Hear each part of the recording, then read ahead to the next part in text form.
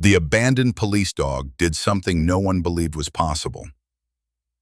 The rusted metal chairs creaked beneath the weight of tired farmers and faded old men as the county auctioneer adjusted his microphone, his voice scratchy from decades of smoke and small-town routine.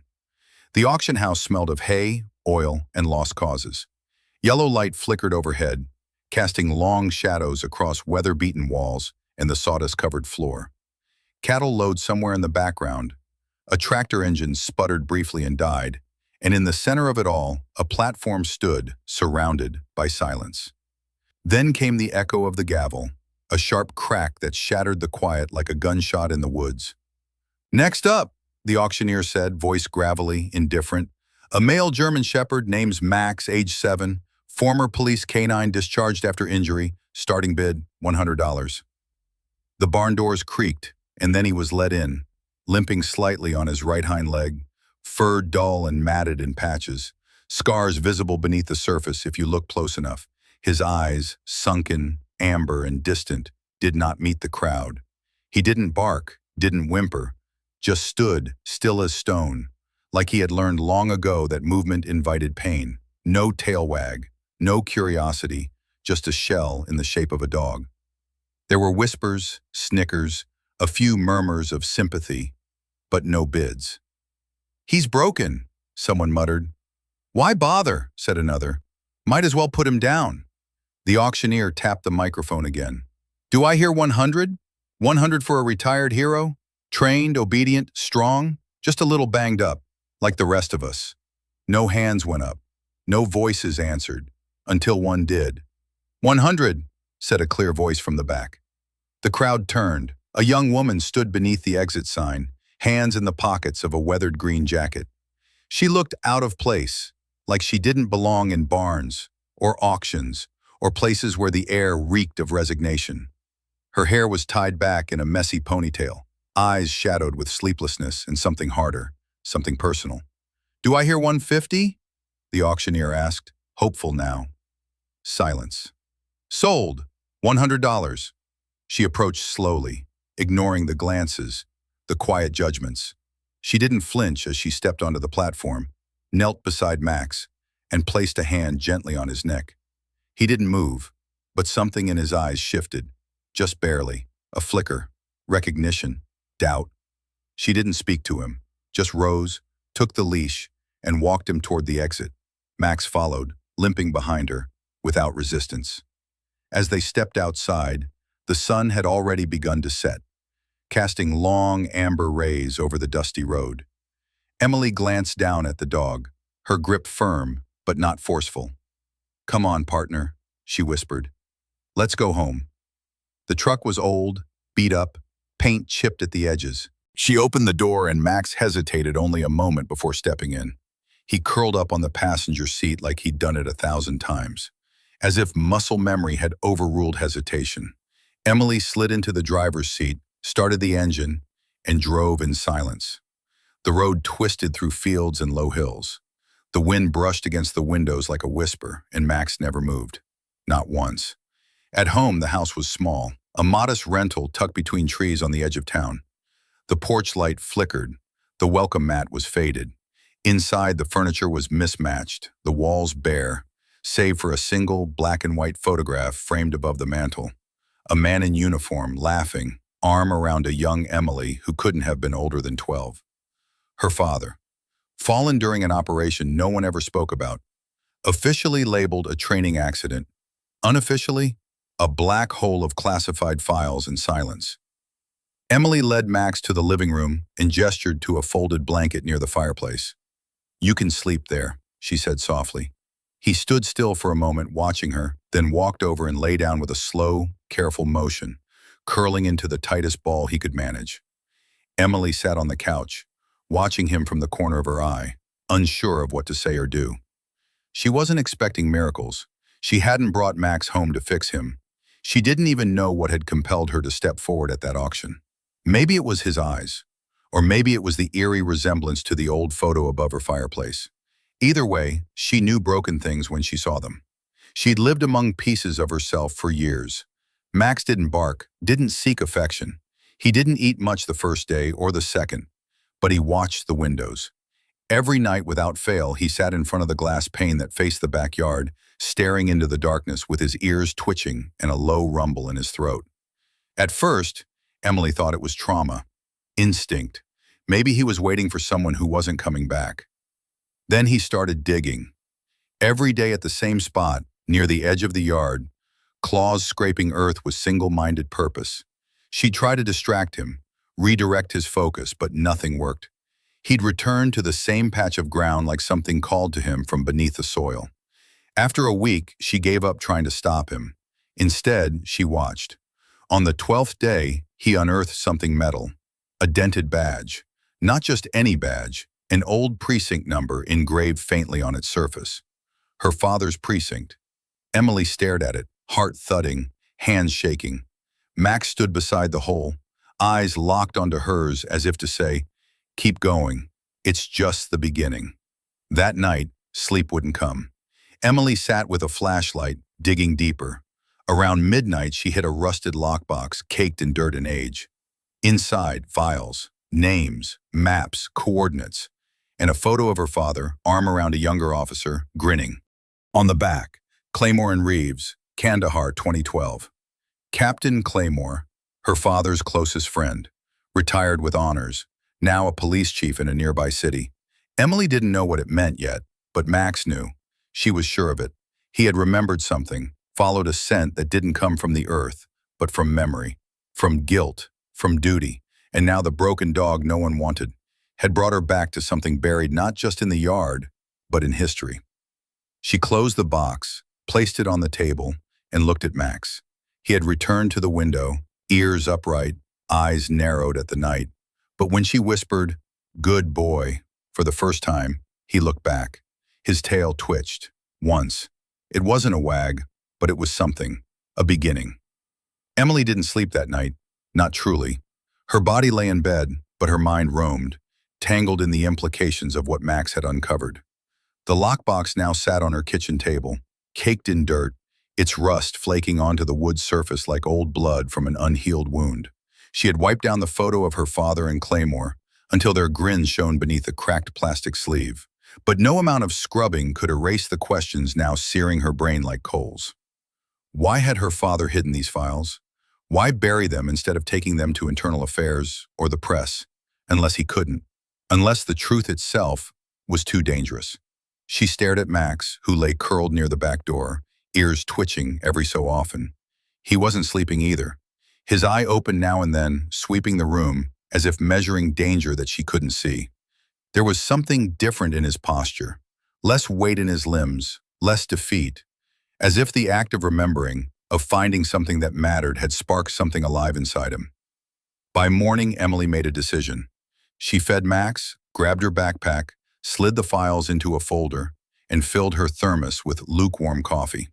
Then she opened the passenger door of the truck and tapped it gently. "Come on, partner. Let's go digging." Max jumped in without hesitation, settling into the seat with more ease than before. He didn't look at her, but she noticed the subtle shift, his breathing slower, his muscles less tense. He was with her now, not just physically, but in something deeper. On the road to the regional precinct headquarters, Emily rehearsed her story. She wasn't sure who she could trust, but she knew the first place she needed to go was the archives room. Her father had always told her, "Follow the paper trail. Paper doesn't lie. People do." It was almost noon when she pulled into the concrete lot beside the squat gray government building. Max stepped out and walked beside her on a loose leash, his gait steadier today. A few officers gave her curious looks as she passed, but no one stopped her. She had learned the value of walking with purpose. Confidence was often more effective than a badge. Inside, the records department smelled like dry ink and exhaustion. Fluorescent lights buzzed overhead like restless flies. The clerk at the counter looked up annoyed until she saw the dog. "You can't bring that in here," she began, but Emily cut her off with a flash of a document she had printed online, an ADA-compliant paper indicating Max was a support animal. The clerk frowned, but relented. Bureaucracy respected printed paper.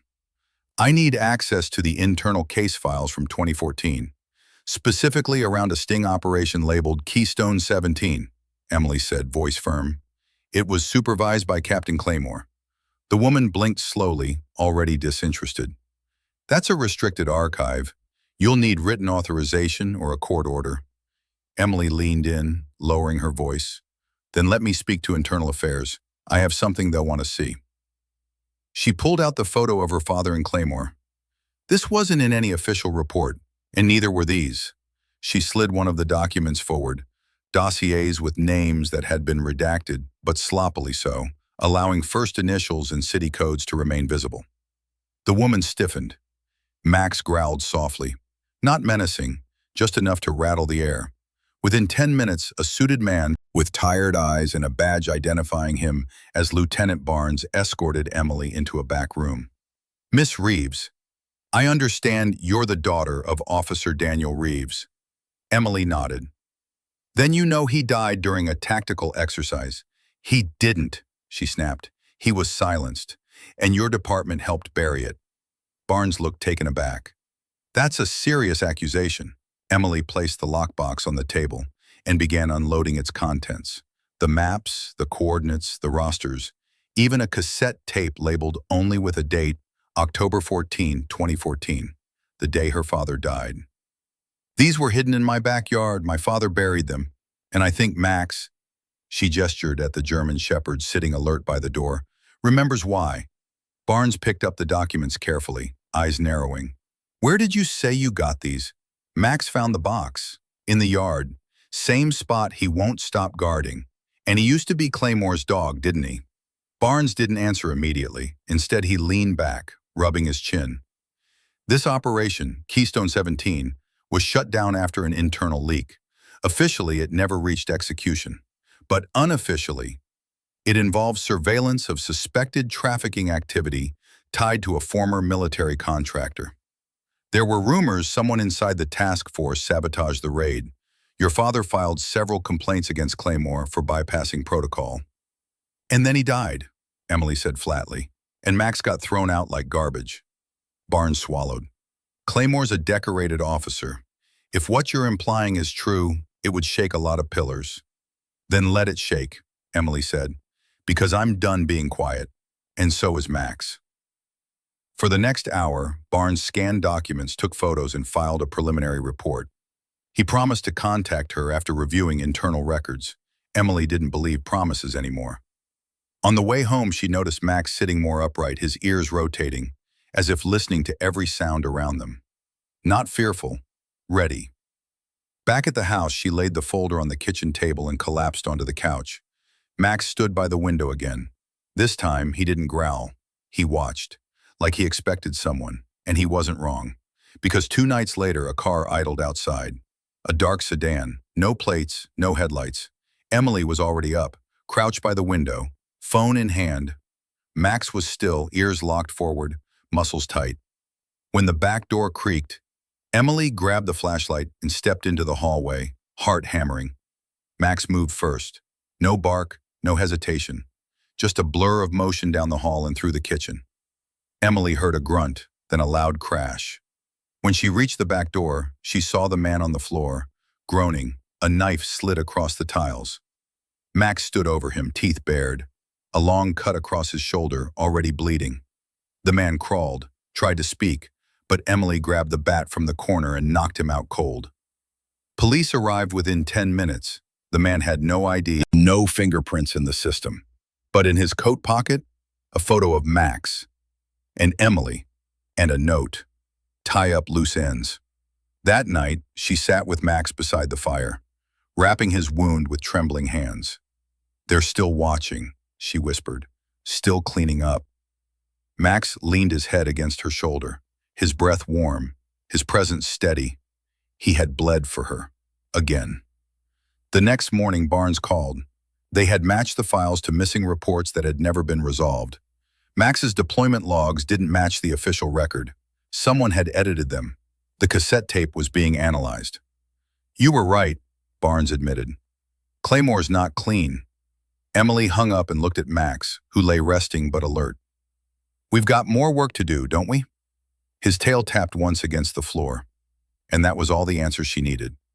The rain began just after sunset, not in sheets or thunderous bursts, but in a steady whisper that soaked the ground with quiet determination. Emily stood on the porch, the hood of her jacket pulled tight, eyes scanning the gravel road that led to the main highway.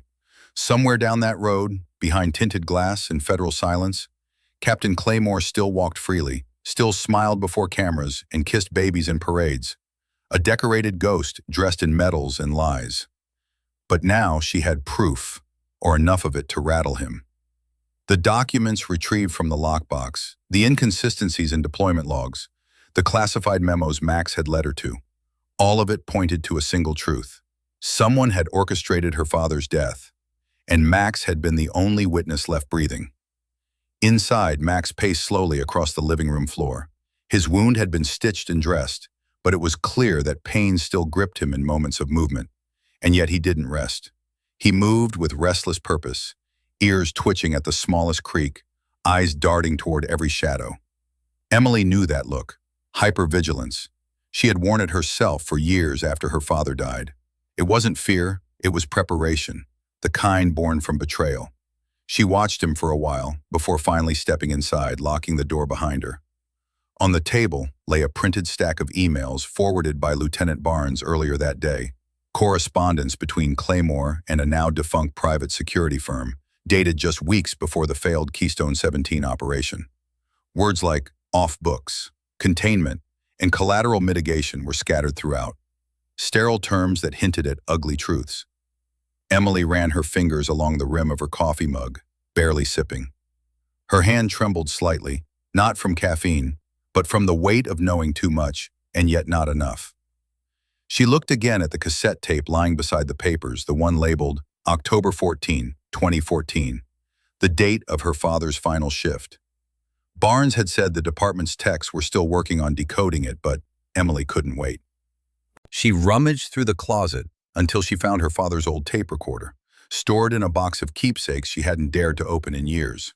The machine clicked as she loaded the tape, the motor groaning before settling into a soft hum. Static crackled, then silence, then a voice, her father's, calm, measured, unmistakably resolute.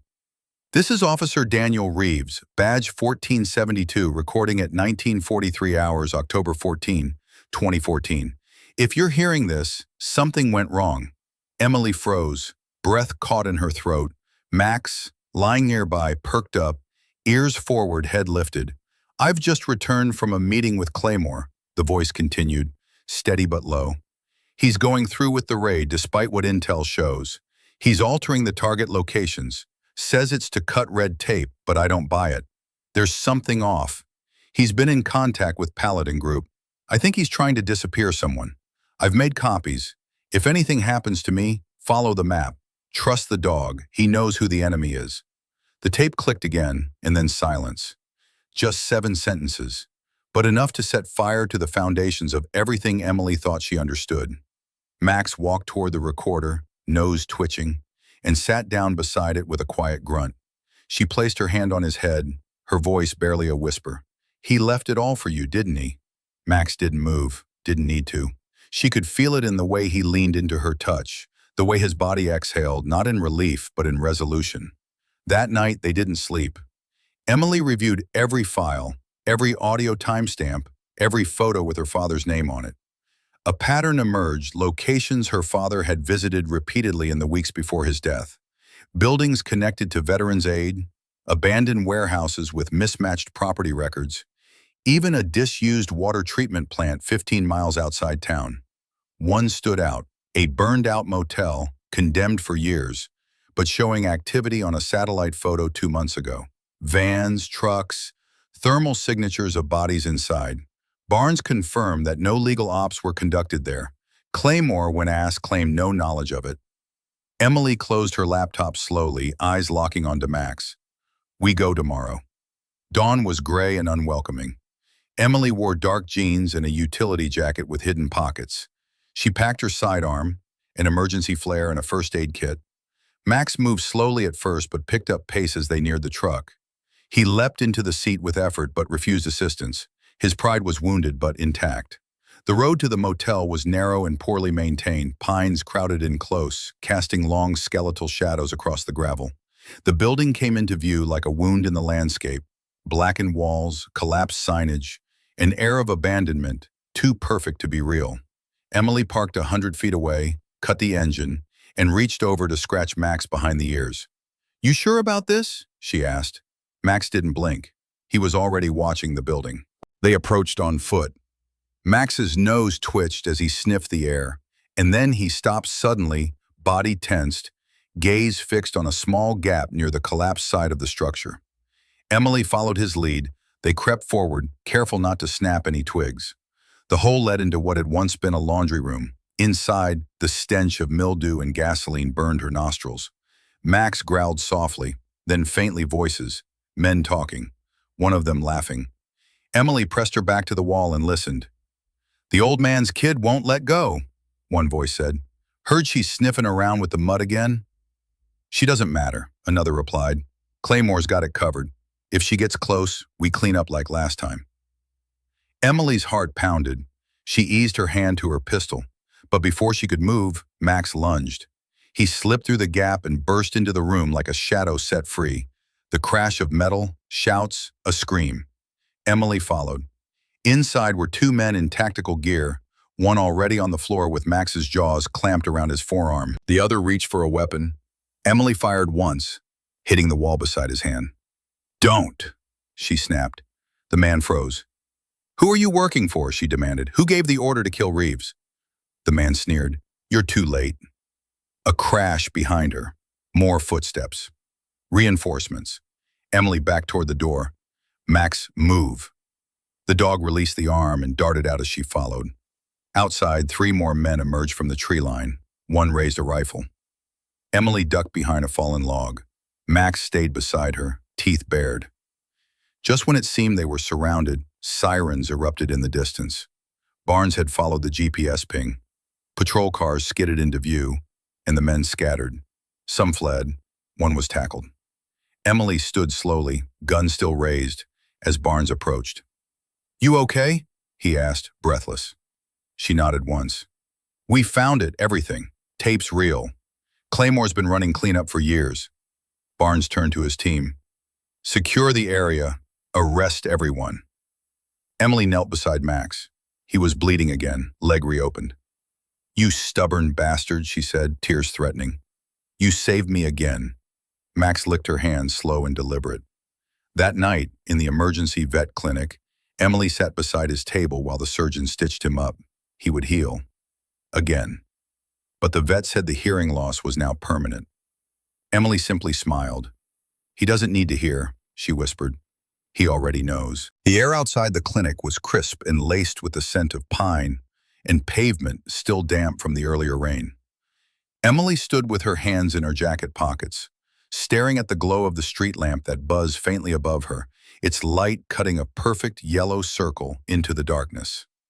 Behind her, Max rested inside the clinic on a thick blanket, his side freshly stitched and his front paw bandaged where he'd twisted it during the chase. The vet had said he'd be okay, sore, tired, but okay. Emily didn't doubt that for a second. He'd been through worse. And yet, as she stood there under that soft light, her chest ached in a way she couldn't quite explain. She had gotten everything she'd ever wanted, the truth about her father, the exposure of Claymore's corruption, the arrests of the men behind the operation, and yet it didn't feel like victory. It felt like the aftermath of a storm, trees down, power lines limp, silence where there used to be motion. Back at the house, she unpacked the files Barnes had given her. He'd met her in the hallway after the raid, looked her in the eyes and said, "You were right. All of it." Then he'd handed her a sealed folder marked International, Eyes Only. Inside were reports her father had filed in the last weeks of his life, all red-stamped and buried. Warnings, objections, a list of names, and in the corner of one page, scrawled in faded pen ink, was a note from Daniel Reeves himself. "If they come for me, don't trust Claymore. Protect Max. He remembers." She hadn't needed the note to know it, but seeing it, reading it in her father's handwriting, it was like a hand reaching through time to hold hers. Max had never needed to be saved. He had been doing the saving all along. She turned the collar over in her hand. It was old, frayed at the edges, the brass name tag nearly worn smooth. But the engraving was still there, faint but legible. One more mission. She traced the words with her thumb, her eyes burning. He hadn't known what it would mean when he wore it. He hadn't known how far that one last mission would stretch. But he'd done it anyway. And so had she. That night, she sat beside him on the floor of the clinic, one hand resting gently on his paw. Max breathed slow and steady, a faint tremble in his limbs. She leaned close and whispered, "You found him. You made it matter. And now I'm going to make it count." In the weeks that followed, the scandal exploded. News vans lined the county courthouse. Headlines read, "Decorated officer exposed in canine trafficking cover-up," and Reeves' files revealed decade of corruption. Claymore was stripped of his honors, his name dragged through the mud he had once commanded. Several arrests were made. Testimonies from survivors of the hidden compound confirmed everything. The silence, the threats, the disappearances. But no one talked about Max. Not publicly. He remained a quiet legend, whispered about in corners of precincts and written into the footnotes of declassified files. Emily didn't push for attention. She didn't want it. What she wanted was a place, a space, for dogs like Max, who had given everything and been cast aside.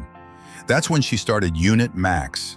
It began with a Facebook page, a mission statement, a photo of Max beside her, one ear tilted, eyes focused beyond the camera, as if looking towards something others couldn't see.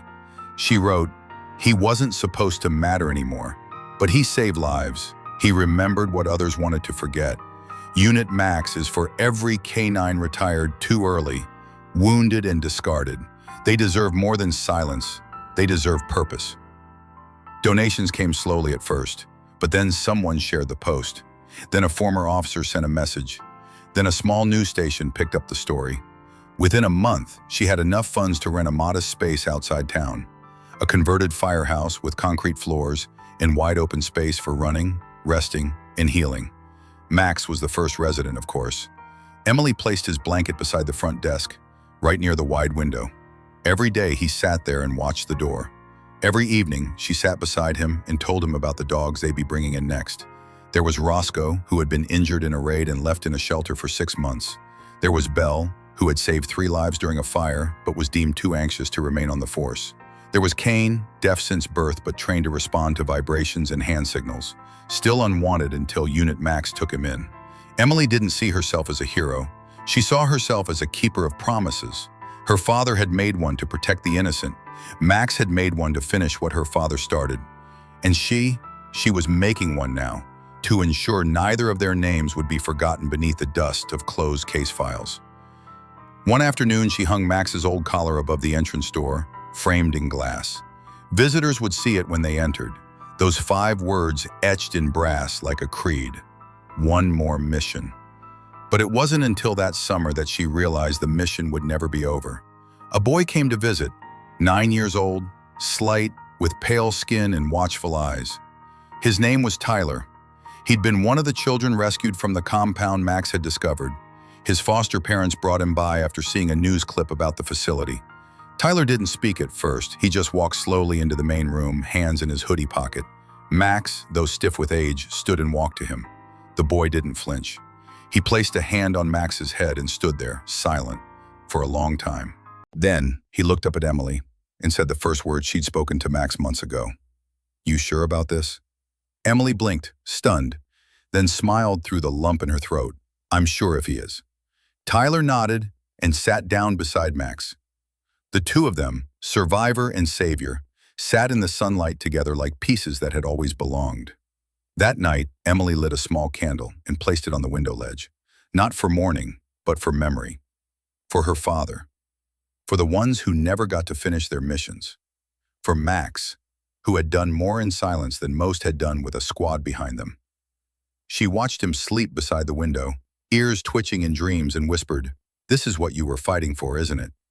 He didn't stir, but his tail thumped twice. Just enough. Just right. The morning of the ceremony arrived, draped in the kind of golden light that made everything look softer, as if even the world itself understood the importance of what was about to happen. Dew clung to the grass like thousands of tiny diamonds, and the air smelled faintly of rain from the night before. Emily stood in front of the mirror in the small office of Unit Max, adjusting the collar of her simple black blouse. Her reflection looked calm, composed, but her fingers trembled as they fastened the last button. Outside, volunteers were setting up folding chairs in the field beside the facility. A white canopy tent shaded a modest stage, and on it stood a single wooden podium, a microphone, and nothing else. She didn't want banners, she didn't want balloons or fanfare or any kind of plastic performance. This wasn't a celebration, it was a reckoning, a remembrance, a soft promise spoken aloud. At her feet, Max lay on his blanket, his body older now, leaner, the fur around his muzzle graying like ashes on snow. His ears didn't twitch as much anymore, and his right eye had begun to cloud. But he still stood when she stood. He still watched the door. He still listened, not with his ears, but with that deep, knowing presence that never left him. She knelt beside him and brushed her hand through his coat, feeling the warmth there, the strength still embedded in tired muscle. "They're coming today," she said softly. "All of them. The people you saved, the ones who believed, the ones who never knew your name."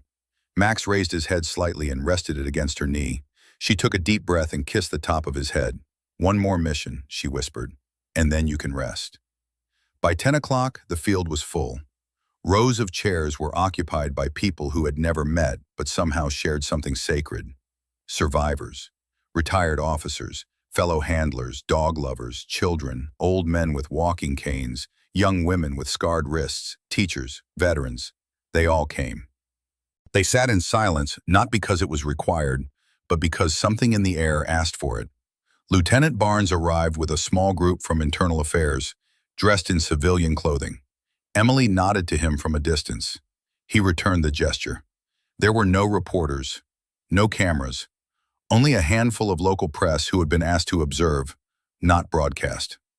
At the front row sat Tyler, the boy from the rescue, now nearly 10 and taller than before, his arms folded around his favorite blanket, the corner of it chewed from nights of worry.